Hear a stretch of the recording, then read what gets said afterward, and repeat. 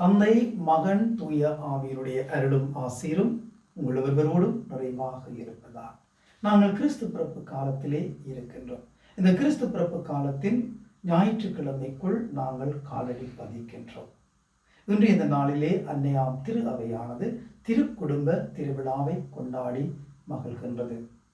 பிள்ளைகள், பெற்றோர்கள், அம்மா, அப்பா, பிள்ளைகள் என்ற ரீதியிலே குடும்பங்களாக நாங்கள் வாழ்ந்து கொண்டிருக்கின்றோம்.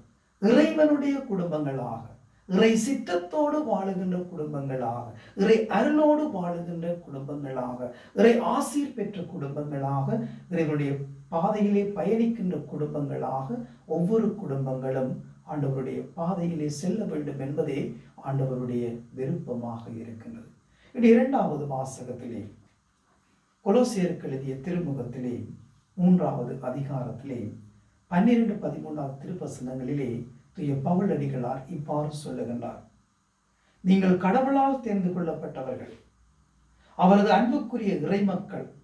எனவே அதற்கிசைய பரிவு, இரக்கம், நல்லெண்ணம், மனத்தாழ்மை, கனிவு, பொறுமை ஆகிய பண்புகளால் உங்களை அணி செய்யுங்கள்.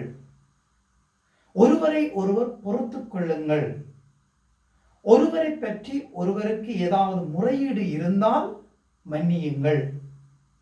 ஆண்டவர் உங்களை மன்னித்தது போல நீங்களும் மன்னிக்க வேண்டும். ஒரு குடும்பத்திலே இருக்கக்கூடிய ஆழமான பண்புகளை தூய பவுல் அடிகளார் எங்களுக்கு சொல்லுகின்றார். அடிக்கடி இந்த திருவசனத்தை வாசித்து பாருங்கள். ஒரு குடும்பத்திலே இருக்கக்கூடிய நல்ல பண்புகளை எங்களுக்கு பவுல் அடிகளார் எடுத்து சொல்லுகின்றார்.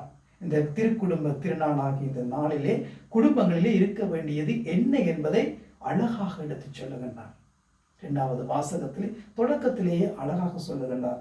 நாங்கள் ஒவ்வொரு குடும்பங்களில் உள்ள அம்மா, அப்பா, பிள்ளைகள் எல்லோரும் இறைவனால் தேர்ந்து கொள்ளப்பட்டவர்கள். ஆண்டவருடைய அன்புக்குரிய இறை மக்கள், ஆண்டவருடைய அன்புக்குரிய குட்டி திரு அவையாகிய குடும்பங்கள். ஆகவே நாங்கள் ஒவ்வொரு குடும்பங்களிலும் பரிவு இருக்க வேண்டும், நல்லெண்ணம் இருக்க வேண்டும், மனத்தாழ்மை இருக்க வேண்டும், கனிவு இருக்க வேண்டும், பொறுமை இருக்க வேண்டும். இவைகளால் எங்களுடைய வாழ்க்கையை நாங்கள் அணி செய்ய வேண்டும், எங்களுடைய வாழ்க்கையை நாங்கள் அலங்கரிக்க வேண்டும். இவைகள் தான் எங்களுக்கு தேவையாக இருக்கின்றது.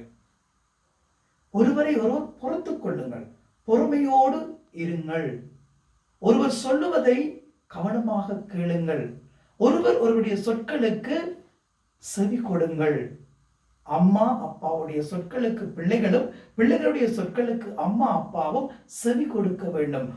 ஒருவரை ஒருவர் பொறுத்து கொள்ள வேண்டும். ஒருவர் விடுகின்ற பிள்ளைகளை ஒருவர் ஏற்றுக்கொள்ள வேண்டும்.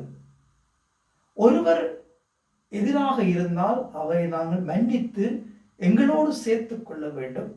குடும்பத்திலே ஒரு தன்னிறைவை காண்பவர்களாக நாங்கள் வாழ வேண்டும். மன்னிப்பு இன்றைய காலகட்டத்தில், இன்றைய சூழ்நிலையில் எத்தனையோ குடும்பங்கள் மன்னிப்பு இல்லாமல் பிரிவுகளோடும் பிளவுகளோடும் இருக்கின்றது. கணவன் 5-6 வருடங்கள் மனைவியோடு கதைப்பதில்லை, மனைவி 2-3 வருடங்கள் இவ்வாறாக கணவனோடு கதைப்பதில்லை.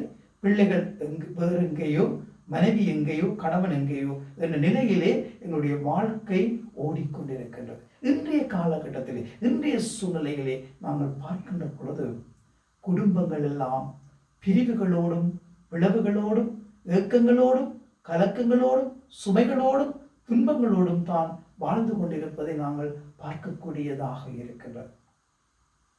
இதைத்தான் இன்று எங்களுடைய நிகழ்காலத்தில் வாழ்ந்து கொண்டிருக்கக்கூடிய காலத்திலே காணக்கூடியதாக இருக்கின்றது.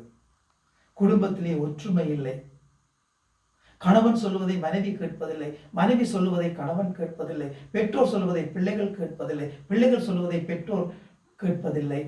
இவ்வாறான நிலைகளிலே குடும்ப வாழ்க்கை ஓடிக்கொண்டிருக்கின்றன. பிரமாணிக்கம் இல்லாமல் போய்கொண்டிருக்கின்றது. ஒருவரை ஒருவர் ஏற்றுக்கொள்வது இல்லாமல் இருக்கின்றது. ஒருவரை ஒருவர் மன்னிப்பது இல்லாமல் இருக்கின்றது. ஒருவரோடு ஒருவர் பரஸ்பர அன்பை ஏற்படுத்தி வாழ்வது இல்லாமல் இருக்கின்றது. இவ்வாறான நிலைகளிலே என்னுடைய குடும்பங்கள் போய்கொண்டிருக்கின்றன. நான் அண்மையிலே ஒரு வீடு தரிசிப்புக்காக போயிருந்தேன். வீடு தரிசிப்புக்காக போயிருந்த வேளையிலே அங்கே ஒரு 10 வயது நிரம்பிய ஒரு சிறுமி வீட்டிலே இருந்தார். அந்த சிறுமியிடம் நான் கேட்டேன், அம்மா எங்கே? தெரியாது ஃபாதர். அப்பா எங்கே? தெரியாது ஃபாதர். உங்களோட வீட்டில் வேறு யாரும் இல்லையா? இல்லை, அண்ணா இருக்கிறாங்க, அக்கா இருக்கிறாங்க, தம்பி இருக்கிறாங்க. அப்போ அண்ணாவும் அக்காவும்? அதுவும் தெரியாது ஃபாதர். அதுவும் எனக்கு தெரியாது. தம்பி எங்க? தம்பிங்கால தான் விளையாடி கொண்டிருந்தார், அங்கே பின்னுக்கு விளையாடி கொண்டிருக்கிறார். நான் உடனே கேட்டேன், உங்களோட வீட்டில் ஆடு மாடு கோழி ஏதாவது வளர்க்குறீங்களான்னு கேட்டேன். கேட்டப்ப சொன்னாங்க, உங்கள்கிட்ட 2 பெரிய மாடு நிற்கிது, எங்கிட்ட ஒரு 5 ஆடு நிற்கிது. கேட்டபொழுது மாடுங்க? அது பட்டிக்கில் நிற்கும் ஃபாதர். ஆடுங்க? ஆடும் பட்டிக்கில் நிற்கும் ஃபாதர். இன்னும் துறக்கவே இல்லை. அப்போ நான் கேட்டேன், அம்மா நீங்கள் சந்தோஷமாக இருக்கிறீங்களாம்மா அந்த வீட்டில்? நீங்கள் எப்படி அம்மா அப்பா அவங்களோட இப்படி சந்தோஷமாக இருக்கிறாங்கன்னு கேட்ட பொழுது அந்த சிறுமி சொன்னால், அந்த சிறுமி சொன்னதை நான் சொல்லுகின்றேன். அந்த சிறுமி சொன்னால், அம்மா ஒரு போக்கு, அப்பா ஒரு போக்கு, அக்கா இன்னொரு போக்கு, அண்ணாவும் இன்னொரு போக்கு, அதுக்குள்ள கிடந்து நான் படுற பாடு பெரிய பாடு ஃபாதர். அதுக்குள்ள கிடந்து படுற பாடு பெரிய பாடு. மாடு நிற்கிறது தெரியுது, ஆடு நிற்கிறது தெரியுது, ஆனால் அம்மா எங்க, அப்பா எங்க, அண்ணா எங்க, அக்கா எங்கன்னு பிள்ளைக்கு தெரியவே தெரியல. இதுதான் எங்களுடைய குடும்பத்தின் நிலையாக இருக்கின்றது. குடும்பத்திலே அன்பு உதயமாக வேண்டும். உண்மையான ஆழமான அன்பு இருந்தால்தான் குடும்பத்திலே ஒரு பிடிப்பிருக்கும். ஒரு பற்றுறுதி இருக்க வேண்டும். குடும்பத்திலே ஒரு பற்றுறுதி இருக்க வேண்டும். குடும்பத்திலே பரஸ்பர அன்பு இருக்க வேண்டும். ஒரு பிரமாணிக்கம் இருக்க வேண்டும். ஒருவருக்கிடையே பிரமாணிக்கம் இருக்க வேண்டும். அன்பு இழையோட வேண்டும். நிலையான அன்பு, உறுதியான அன்பு, கள்ளம் கபடப்பட்ட அன்பு இழையோட வேண்டும். அப்பொழுதுதான் குடும்ப வாழ்க்கை கட்டவிழாமையிலே நெருக்கப்பட்ட நிலையிலே இருக்கும்.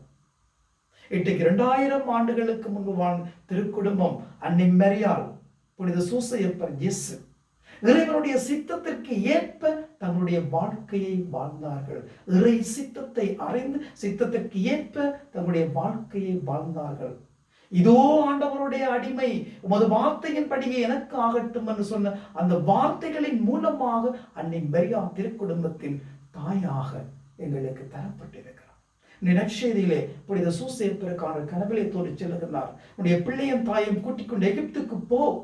ஆண்டவருடைய வார்த்தையை கேட்ட தந்தை தன்னுடைய பிள்ளையையும் தாயையும் காப்பாற்ற வேண்டும் என்பதற்காக தன்னுடைய களைப்பையும் பாராமல், தன்னுடைய சிரமத்தையும் பாராமல் கண் விழித்து தாயையும் பிள்ளையையும் கூட்டிக் கொண்டு செல்லுகின்றார். இதில் அழகான ஒரு வார்த்தைகள் சொல்லப்படுகின்றது.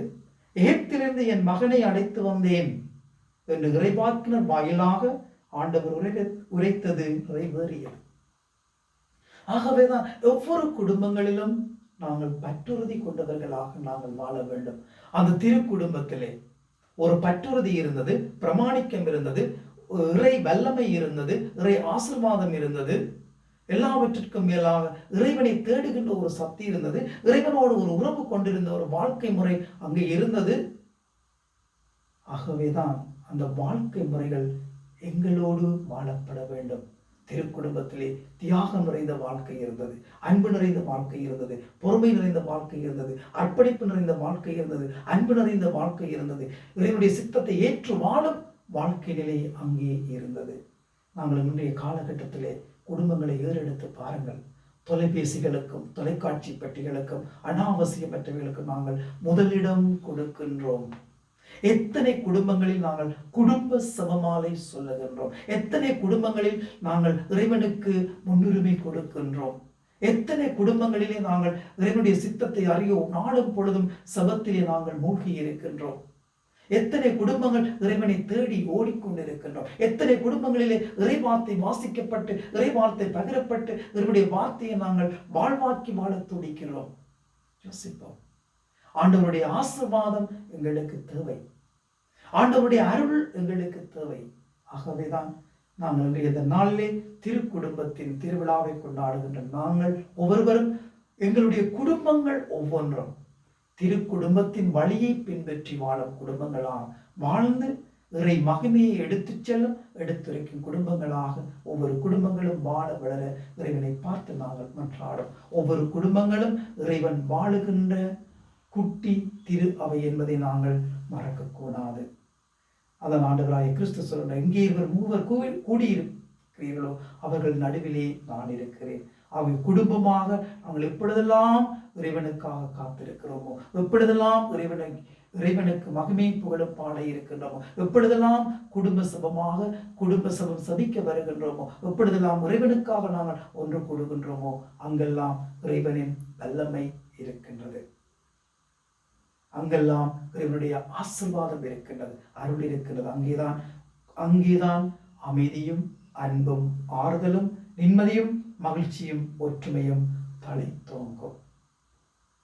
ஆகவேதான் இந்த நாளிலே திருக்குடும்பத்தின் முன்மாதிரியை பின்பற்றி வாழ ஒவ்வொரு குடும்பங்களும் அன்னை மேரி மூலமாகவும் புனித சூசையப்பர் மூலமாகவும் பாலக இயேசுவின் மூலமாகவும் நாங்கள் என்னுடைய பாதையிலே செல்ல ஆயத்தமாகவும் உங்கள் அனைவருக்கும் திருக்குடும்பத்தின் நல்வாழ்த்துக்களை தெரிவித்து நிற்கின்றேன்.